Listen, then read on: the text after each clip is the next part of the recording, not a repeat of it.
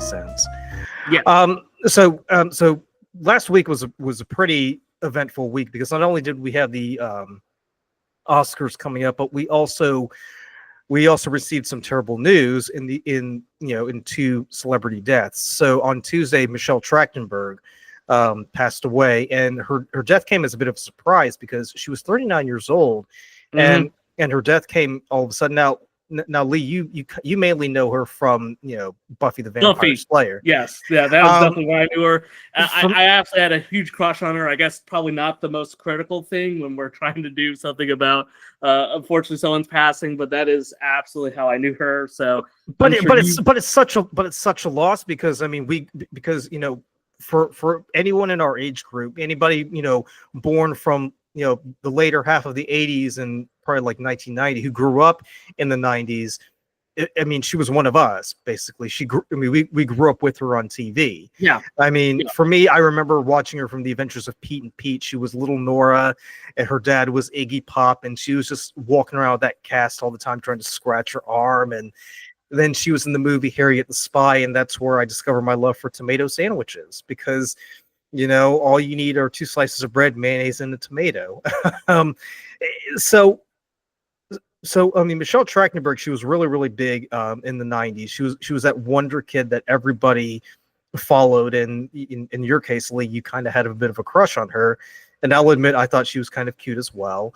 But as she got older, we saw her in roles less and less because the stuff that she was doing wasn't really what we kind of recognize her from, right? So she would be doing shows like Gossip Girl, or I remember she did an episode of House where she played that girl who was homeschooled because she couldn't go to school because she was sick, and it turns out she had a tick in her. I definitely remember that episode, but for us, and at least for me anyway, it was one of those things where it was like when I found out she passed away, it was sort of like losing a sister, really, and it came as a shock, to all of us because because let's admit, I mean, you and I we're getting on, right? We're getting pretty close to the big 4-0, so it can be a bit jarring sometimes to think maybe that attitude that we had way back in the day of hey, the world's our oyster and we can do whatever we want, that kind of gets shattered when you hear stories like that. So from here at the Movie Pope, we just want to thank Michelle Trachtenberg for giving us some pretty great childhood memories on TV, especially on Nickelodeon. And we just want to say to anybody who who enjoyed her work, and let us know down in the comments below how did she touch your life. But Michelle, you will be missed, and we genuinely mean that here. So another death that came as a shock was Gene Hackman.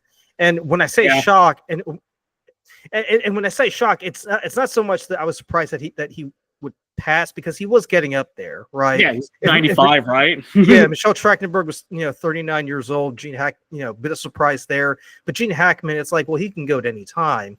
But what was a surprise really was the fact that his death just came like a day after us hearing about Michelle Trachtenberg's death, and also because of the fact that the way that he died was pretty sus.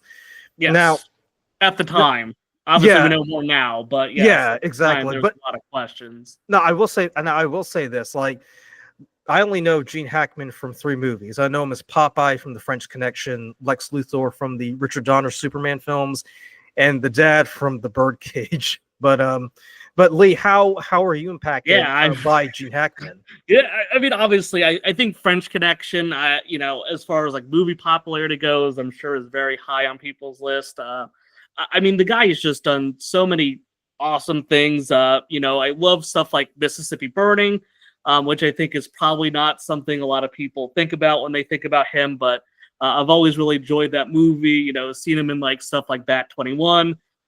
So I think he's done like a lot of really interesting things, and Unforgiven has always stuck out to me as just being such a good movie. And yeah, it's hard to hear about stuff like that, because I think he's been pretty much out of acting for like nearly 2 decades, right? But I think when you have really enjoyed and like watch his movies, kind of it almost kind of freezes them in time, right?